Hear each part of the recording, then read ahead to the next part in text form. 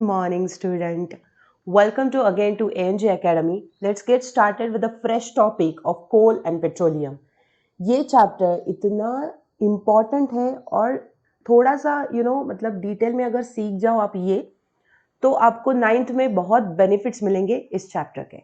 So let's just get started. Coal and petroleum. So we use various material for our basic needs. Some of them are found in nature and some has been made by human efforts. So कुछ चीजें होती है जो nature में आपको naturally मिलती है और कुछ चीजें ऐसी होती है जो आपको क्या करनी पड़ती है, बनानी पड़ती है, right? So some things are natural and some things are man made, जो फैक्ट्रीज में बनाई जाती है. So those are consideredly as called man-made materials. Okay. So make a list of various material used us in daily life to classify them as natural and man-made material.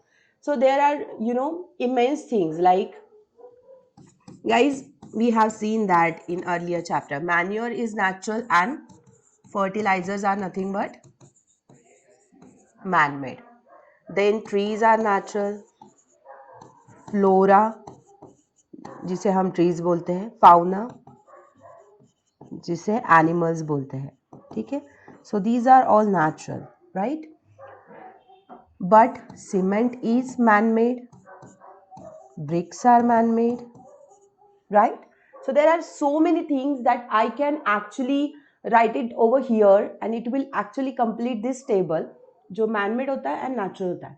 Does this list include air, water, soil and mineral? Since all these are obtained from nature, we call it as a natural resources. So ये जो air, water, soil और minerals हम देखते हैं, ये सारे क्या होते हैं? ये सारे नेचुरल रिसोर्सेज की कैटेगरी में आते हैं बिकॉज ये नेचर में अबंडेंटली अवेलेबल है. पूरे पूरे पहाड़ होते हैं मिनरल्स के. मिनरल्स मतलब जैसे आप कॉपर ले लो, जैसे आप गोल्ड ले लो. So these are nothing but minerals for us, है ना? जैसे आप नेचुरल ऑयल ले लो, so that is also a kind of mineral. Mineral oil बोला जाता है उसे. So that is also a kind of a resource for us, right? Moving to the next topic.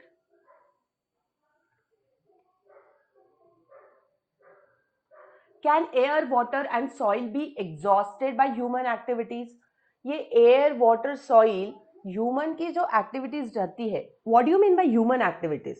Because we use a lot of resources to build our things. Like if we wanted to found some kind of, अगर कुछ institution बनाना है बहुत बड़ा या फिर कुछ मंदिर बनाना है तो वहाँ का पूरा जंगल तोड़ देते हैं हम. वहाँ पे पूरा प्लेन सरफेस होता है और उस प्लेन सरफेस पे हम जो भी इंस्टीट्यूशन हमें बनाना है वो वहाँ पे बना लेते हैं. तो ये जो ह्यूमन एक्टिविटीज़ है, जैसे हमें हाईवे बनाना हो, सो जब हाईवे बनाते हैं तो बाय डिफॉल्ट माउंटेन्स या फिर कोई भी पार्ट हमें पूरा कट करके वहाँ पे हाईवे बनाना होता है, right?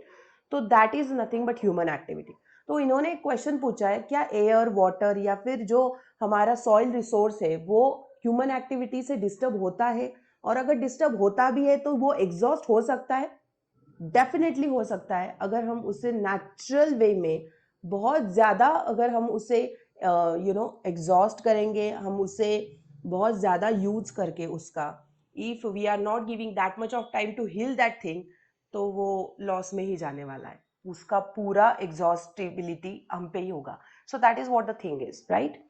So, in the light of the availability of various resources in nature, natural resources can be broadly classified into two types.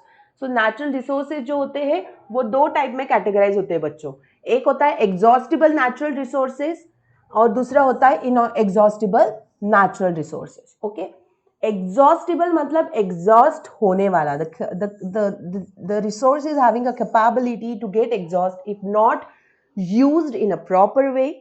कभी कभी क्या होता है, हमारे पास बहुत सारी चीज़ें होती है, उसे अगर हम इत्मीनान से अच्छे से यूज़ ना करें, उसका अगर ख्याल ना रखें, उसको केयरफुली यूज़ ना करें, तो क्या होता है, वो पूरा का पूरा ख़त्म हो जाता है.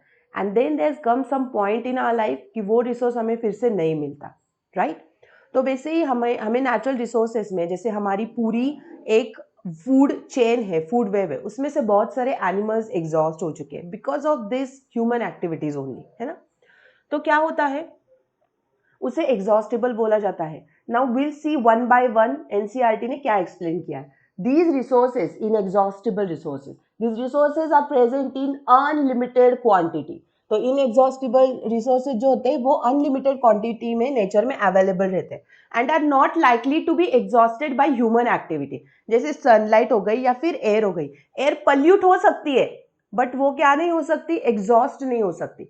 सनलाइट का तो कोई सवाल ही नहीं, आप चाहे जितना मर्जी पोल्यूशन कर लो, सनलाइट क्या कम नहीं होने वाला है, right. So inexhaustible resources are abundant in nature and by any kind of activity that won't distract or that won't disrupt the inexhaustible resources to get into the extinction. Okay, then exhaustible resources, the amount of these resources in nature is limited. तो क्या है, इसका जो resource है amount है वो limited है। They can be exhausted by human activities. Example of these resources are forest, wild life, minerals, coal, petroleum, natural gas and etcetera.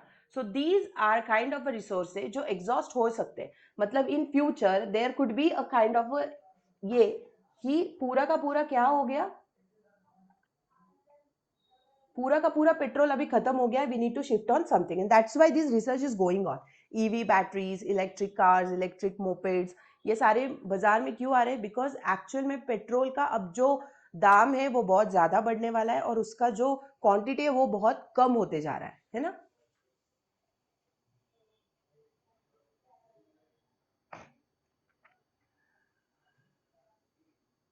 Activity हम बाद में देखेंगे।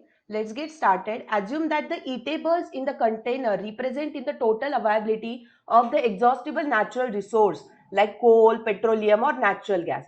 Each group may have different consumption pattern. So कोई group कोल use करेगा, कोई petrol use करेगा, कोई natural use करेगा, नेचुरल गैस यूज करेगा। सो हर एक का कंजम्पशन क्या होगा, अलग अलग होगा, है ना। Are the earlier generation of any group too greedy? It may be that the earlier generation in some groups were concerned about the coming generation and left something for them.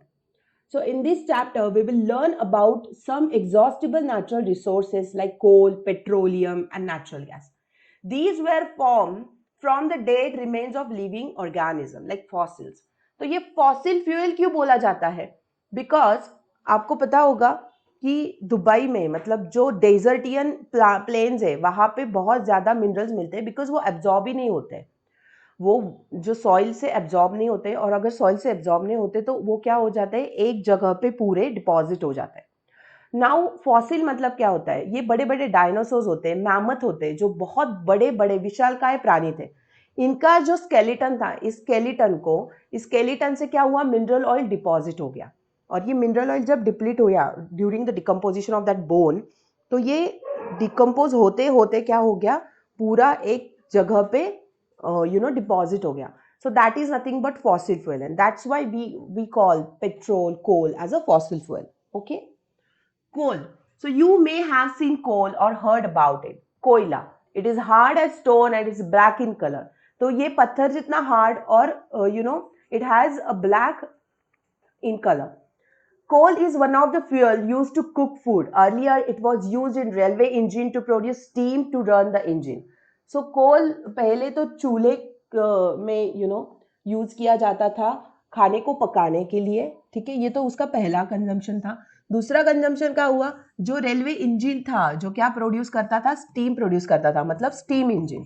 तो इस steam engine में क्या हुआ, इसका consumption start होने लगा। Okay, ये दूसरा the second way of consumption of the coal. It is also used in thermal power plant. उसके बाद इसको थर्मल पावर प्लांट में भी क्या होने लगा, थर्मल पावर प्लांट में इसका यूज होने लगा। अभी मैं आपको बहुत ज्यादा नहीं बताऊंगी बिकॉज ये तो आपको जब आप ग्रेजुएशन करोगे, इंजीनियरिंग को जाओगे, तब आपको समझ में आएगा कि थर्मल पावर स्टेशन होता क्या है। मैं आपको एकदम इजी तरीके से बताती हूँ। थर्मल पावर स्टेशन मतलब थर्मल, टेम्परेचर को बढ़ा के या कम करके रिसोर्सेस को यूज करके इलेक्ट्रिसिटी बनाने वाला स्टेशन। ओके, थर्मल मतलब टेम्परेचर से रिलेटेड। तो क्या होता है थर्मल पावर स्टेशन में, थर्मल पावर स्टेशन में ये बहुत बड़ा बॉयलर होता है। क्या होता है, बॉयलर, ठीक है। बॉयलर का काम क्या होता है? बॉईल करना. किसको बॉईल करता है? पानी को. And as a raw material over here इसको हीटअप करने के लिए आपका कोल यूज किया जाता है. ओके. उसके बाद यहाँ पे आता है एक turbine. Okay.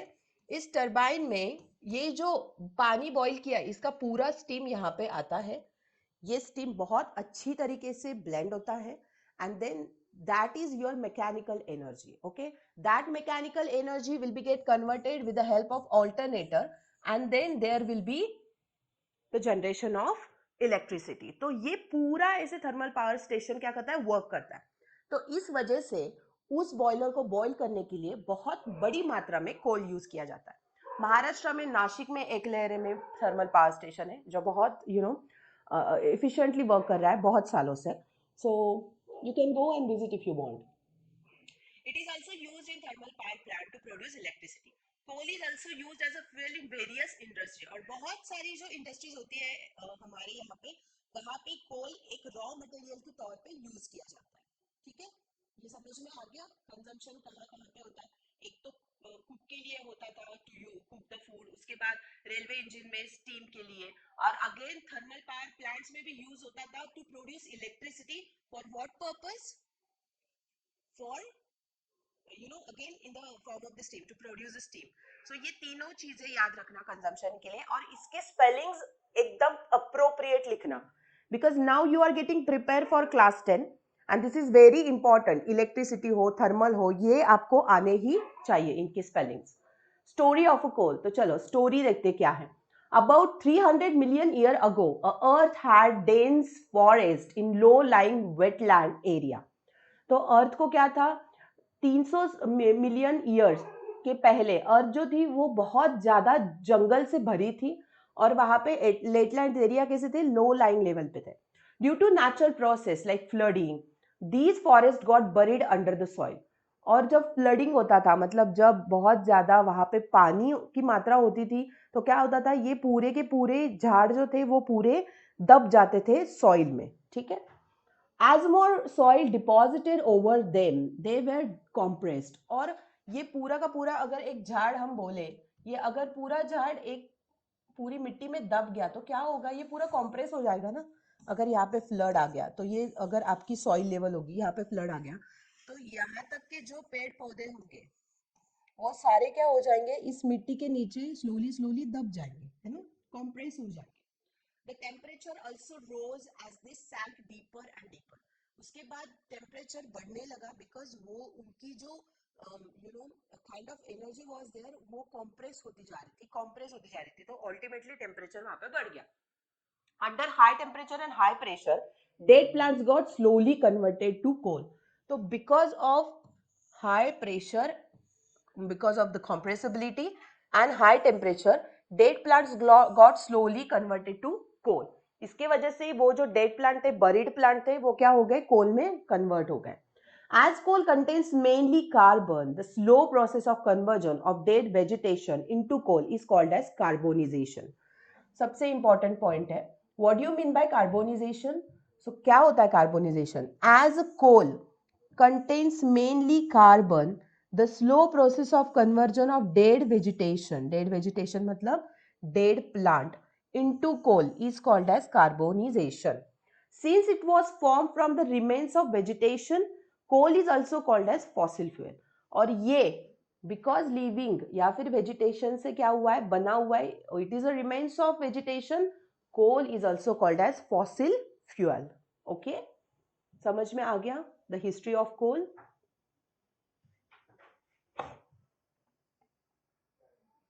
When heated in air, coal burns and produces mainly carbon dioxide gas. तो जब हम कोल को बर्न करते हैं in the presence of air, तो हमें क्या मिलता है? By product carbon dioxide gas मिलता है. Coal is processed in industry to get some useful products such as coke, coal tar and coal gas. तो जब कोल प्रोसेस होता है इंडस्ट्री में तो कौन से बाय प्रोडक्ट मिलते हैं हमें? हमें मिलता है कोक, हमें मिलता है कोल एंड हमें मिलता है coal gas. Okay. Coke, it is tough, porous and black substance. तो कोक कैसा है? कोक बहुत ज्यादा टफ, पोरस मतलब जैसे कि स्पंज होता है ना, उसको बहुत सारे क्या होते हैं, होल्स होते हैं, सो ये होता है पोरस, ठीक है, जहां से हवा और वाटर जा सकती है। And a black substance, it is an almost pure form of carbon. और ये जो कोक होता है ना, ये प्योर फॉर्म ऑफ कार्बन होता है। क्या होता है? Pure form of carbon. Coke is used in the manufacture of steel and in extraction of many materials.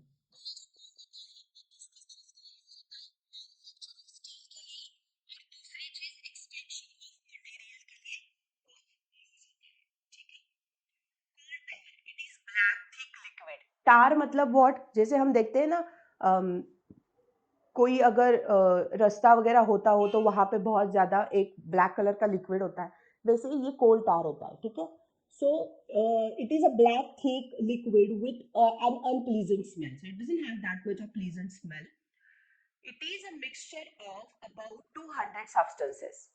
Products obtained from coal tar are used as starting material for manufacturing of various substances used in everyday life and in industry, like synthetic dyes, drugs, explosive, perfume, plastic, paint, photographic material, roofing material. So इन सारी चीजों के लिए ये कोल टार use किया जाता है।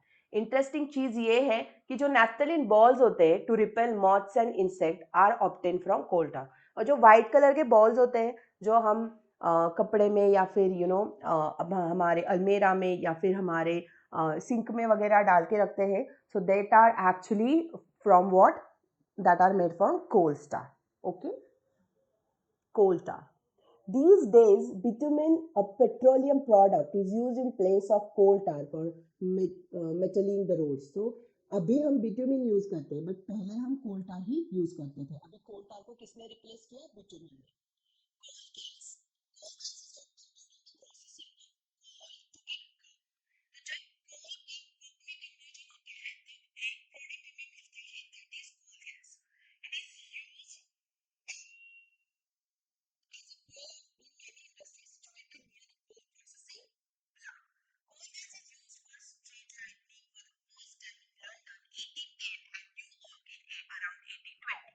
Nowadays, it is used as a source of heat rather than light. Petroleum. We know that petrol is used as a fuel in light automobiles such as motorcycles, scooter and car. Heavy motor vehicle like truck and tractor run on diesel. Petrol and diesel are obtained from natural resources called petroleum. The word petroleum is derived from petra मतलब rock and ilium मतलब oil. So actually कोल कैसा था? एक rock जैसा ही था, right? Black in colour, super black in colour. तो उसमें जो ऑयल है, कोल में जो ऑयल होगा, so that we called as a petroleum. So petra plus oleum is nothing but rock oil which we called as a, which is actually derived from the coal. As it is mined from between the rocks under earth, तो ये कैसा है? अर्थ के अंदर पूरा deposit था और फिर निकाला हमने, तो रॉक के बीच में से निकाला, कोल के बीच में से निकाला हुआ oil, that we called as a petrol. How do we know? Um, do you know how petrol is formed? Petroleum was formed from organism living in the sea. As this organism died, their body settled at the bottom of the sea and got covered by the layers of sand and clay. तो जब वो deposit होते थे, बड़े बड़े well होते थे, कितने बड़े वेल होते हैं ना, आपको पता है। तो इतने बड़े वेल जब डिकम्पोज होते हैं तो क्या होता है, ये पूरे कंप्रेस हो जाते हैं under the sand and clay over million of year, absence of air, वहां पे कोई एयर नहीं होता है. That's why high temperature and high pressure get transfer from this dead animal into petroleum and natural gas. तो ये high pressure और high temperature की वजह से उनका जो फॉसिल्स है वो पेट्रोल एंड नेचुरल गैस में क्या हो जाता है? कन्वर्ट हो जाता है. एंड इसका सबसे बड़ा इंपॉर्टेंट थिंग है कि वहां पे एयर नहीं रहता है for any kind of reactions. So that's why these minerals or these gases are possible to get into the formation. Okay, it shows the deposits of petroleum and natural gas. You see that the layer of containing petroleum, oil and gas is all about is above the water level. Why it is so? Recall that oil and gas are lighter than water and do not mix with it. सो ये जो petrol and natural gas होता है, ये कभी क्या नहीं होता, oil या फिर वहां ऊपर की तरफ आता नहीं है. देखो, ये पूरा नीचे डिपॉजिट होता है, बहुत नीचे. वहां पे हमें पूरे प्रोसीजर से वो कंप्रेसर से निकालना पड़ता है, ठीक है। तो वो ऊपर आ नहीं सकता because there is a huge layers of sand and clay, right. The world's first oil well was drilled in Pennsylvania, USA in 1859. 8 years ago, 8 years later, 1867, oil was struck at Makum in Assam. In India, oil is found in Assam, Gujarat, Mumbai High, and in the river basins of Godavari and Krishna. So these are the location where actually, mineral oil is present in India. And उसके पहले जब first oil well बनी थी या फिर drill की गई थी वो पेनिनसाल्विया में थी। उसके बाद 8 साल बाद वो माकुम आसाम में उन्होंने क्या किया, एक्सट्रैक्ट किया। तो एक्सट्रैक्ट करने के बाद वो जो पेट्रोल होता है वो बहुत इम्प्यूरिटीज से भरा होता है, ठीक है। It has a lot of impurities, we need to refine it by the refineries. इसीलिए दुबई में अगर आप जाओगे तो बहुत बड़ी बड़ी रिफाइनरीज वहां पे देखने को मिलती है, right. So refining of the petroleum. Petroleum is a dark oily liquid. It has an unpleasant odor. It is a mixture of various constituents such as petroleum gas, petrol, diesel, lubricating oil, paraffin wax, etc. तो ये सारी चीजों का mixture रहता है petroleum में। उसके बाद एक एक करके आपको क्या करना पड़ता है, इसको सेपरेट करना पड़ता है। द प्रोसेस, ये देखो ये रिफाइनरी है पेट्रोलियम की। Separating the various constituent fractions of petroleum is known as refining. It is carried out in petroleum refinery. और ये कहाँ पे carried out होता है, in petroleum refinery. So यहाँ पे various constituents है petroleum के और उसके uses भी है, वो हम देखेंगे। Many useful substances are obtained from petroleum and natural gas. These we are called as petrochemical. So जो substances हमें petroleum and natural gas में मिलते हैं उस चीजों को और उस substance को हम क्या बोलते हैं, petrochemicals. Okay, these are used in the manufacture of detergent fibers like acrylic में, polyester, nylon में इसे यूज किया जाता है। Polythene and other man-made plastic. Hydrogen gas obtained from natural gas is used for the production of fertilizer. और यहाँ से जो हमें गैस मिलता है वो फर्टिलाइजर में बनाने के लिए हम यूज करते हैं, like urea. Due to its great commercial importance petroleum is also called black gold.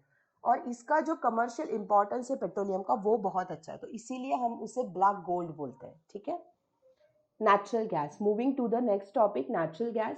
Natural gas is very important fossil fuel because it is easy to transport through the pipe. Natural gas अगर under high pressure पे store किया जाए तो उसे compressed natural gas बोलते हैं, CNG। और CNG तो पता है आपको, CNG is used for power generation. Okay, CNG किस लिए यूज किया जाता है, power generation. It is now being used as a fuel for transport vehicle because it is less polluting and a cleaner fuel. Now see over here, various constituents of petroleum and their uses are given. Petroleum, जैसे petroleum gas in liquid form LPG, वो तो हर घर में हम cylinder के तौर पे use करते हैं। Petrol is used as motor fuel, aviation fuel, मतलब प्लेन्स में यूज किया जाता है। Solvent for drying cleaning, okay. और ड्राई क्लीनिंग के लिए जो सॉल्वेंट होता है वो पेट्रोल ही होता है। Kerosene fuel as a stove, lamp and for jet aircraft, kerosene use किया जाता है। देन डीजल, डीजल किस चीज के लिए यूज किया जाता है, for fuel for heavy motor vehicle. उसके बाद जो इलेक्ट्रिक जनरेटर होता है उसमें डीजल यूज किया जाता है। Then lubricating oil, lubricating oil lubrication के लिए यूज किया जाता है। आपके यहाँ पे अगर आयरन का गेट वगैरह हो तो उसको ल्यूब्रिकेट करने के लिए, या फिर वो ग्रीस बोलते हैं ना हम, तो वो, या कोई भी चीज अच्छी इफिशिएंट वे में पूरा बहुत लाइफ स्पैन में यूज करने के लिए ल्यूब्रिकेशन करना बहुत जरूरी होता है। तो अगर हम कोई हमारी कार या फिर मोटरसाइकिल अगर मेंटेनेंस के लिए या फिर रिपेयरेशन के लिए देते हैं तो वहाँ पे भी वो अच्छे खासे ग्रीस लगाते हैं, जिस पार्ट में लगाना ज़रूरी है। साइकिल की चेन में भी हम ग्रीस लगाते हैं so that there will be a less friction and the cycle can be use in efficient way. तो वो होता है लुब्रिकेशन। पैराफिन वैक्स क्या होता है, जैसे कैंडल, वैसलीन या ऑयलमेंट्स में हम यूज करते हैं। एंड बिट्यूमिन तो रोड सरफेसिंग के लिए आजकल यूज किया जाता है, बिट्यूमिन पेंट्स में भी यूज किया जाता है ना। So these are nothing but a thing. Now we are talking about the natural gas जो बहुत अच्छा less polluting and cleaner fuel बोला जाता है जिसे। A great advantage of CNG is that it can use directly for burning in home and factories where it can be supplied through pipe. तो इतना कुछ क्रिटिकल ट्रांसफॉर्मेशन सिस्टम नहीं है, easily pipe में से वो फ्लो कर सकते हैं, हम उसको ट्रांसपोर्ट कर सकते हैं, तो we can easily use it. इतना हसल नहीं होता है उसे ट्रांसपोर्ट करने के लिए. Such a network of pipeline exist in Vadodara, some parts of Delhi and other places. Natural gas is also used as a starting material for the manufacture of number of chemicals and fertilizers. तो बहुत सारे chemicals and fertilizers use करने के लिए natural gas use किया जाता है. बनाने के लिए natural gas use किया जाता है. India has vast reserve of natural gas. India में बहुत अच्छी प्रमाण में natural gas उपलब्ध है. In our country, natural gas has been found in Tripura, Rajasthan, Maharashtra and in Krishna and Godavari Delta. तो जहाँ पे पेट्रोलियम है वहाँ पे नेचुरल गैस भी आपको देखने मिलेगा. Some natural resources are limited. तो कुछ कुछ नेचुरल रिसोर्सेस लिमिटेड रहते हैं. हर एक नेचुरल रिसोर्स अबंडेंट में रहता है ऐसी बात नहीं है. ठीक है. So we have studied in the beginning of the chapter that some natural resources are exhaustible like fossil fuel, forest and minerals. You know that coal and petroleum are fossil fuel. It required the dead organism million of years to get converted into these fuel. On the other hand, the known reserve of these will last only a few hundred years. Moreover, burning of this fuel is a major cause of air pollution. तो कुछ कुछ ऐसी होती है कि जो बहुत साल लगते हैं, बहुत हजार साल लगते हैं कोई भी फॉसिल फ्यूल को कोई भी फॉसिल मटेरियल को फॉसिल फ्यूल में कन्वर्ट होने के लिए. बट कुछ सालों में हम वो पूरा फिनिश कर देते हैं, वो पूरा कम पड़ जाता है नेक्स्ट जनरेशन के लिए, है ना. तो उन्होंने ये बताया है कि burning of this fuel actually causes air pollution also because it is actually been utilise from since many years. उसमें कोई स्टॉपेबल एक्शन नहीं है. And because of this the environment is getting into in a more polluted way, है ना. Their use is also linked to global warming. और ये क्या कर रहा है, it causes global warming as well. It is therefore necessary that we use these fuels only when absolutely necessary. This will result in better environment, smaller risk of global warming and their availability of longer period of time. India में क्या होता है, in India the petroleum conservation research association PCRA, petroleum conservation research association, तो ये क्या advice करते हैं people को, how to save petrol well driving. तो ये PCRA जो है, ये पेट्रोल कंजर्वेशन रिसर्च एसोसिएशन, ये लोगों को एडवाइस करता है कि जब भी आप ड्राइविंग करो तो थोड़ी ट्रिक्स फॉलो करो सो दैट यू कैन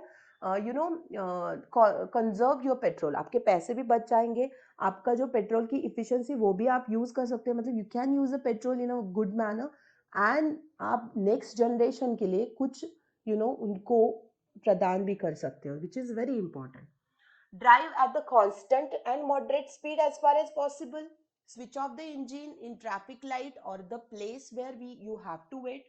तो ड्राइव कैसे करना है आपको, एक ही स्पीड पे, मॉडरेट स्पीड पे जितना पॉसिबल है. अगर 40 है तो 40 का स्पीड मेंटेन करो, 30 है तो 30 का. ऐसे नहीं कि आप झूम झाम करके कैसे भी बाइक चलाओगे, so that is not efficient. Switch off the engine at traffic lights or at the place where you have to wait. अगर आपको कहीं पे रुकानी है गाड़ी, वेट करना है, तो ऐसे that time you have to switch off your vehicle. Okay. Ensure correct tyre pressure. Tyre pressure अपना अच्छा रखे, ना कम ना ज्यादा. Ensure regular maintenance of vehicle, और मेंटेनेंस व्हीकल का रखना बहुत इंपॉर्टेंट है. This is how we done with this chapter. NCERT पढ़ना, एनसीईआरटी रीड करना, ये बहुत इसेंशियल है आपके लिए as being a CBSE aspirant. जब आप एनसीईआरटी पूरी तरीके से पढ़ते हो, you people are getting ready for your competitive exams like NEET अगर आप देने वाले हो, या फिर आपके 10th बोर्ड आएंगे तब भी आपको एमसीक्यूज आते हैं बहुत ज़्यादा प्रमाण में. 20% 30% अब मतलब बोर्ड्स एमसीक्यूज दे रहे हैं, तो वहाँ पे आप माहिर हो जाते हो, आपके कॉन्सेप्ट पूरे क्लियर हो जाते हैं. वन शॉट तो मैं लेके आऊँगी ही, बट एनसीईआरटी अभी से पढ़ना स्टार्ट कर दो. Thank you so much for watching this video. Have a good day.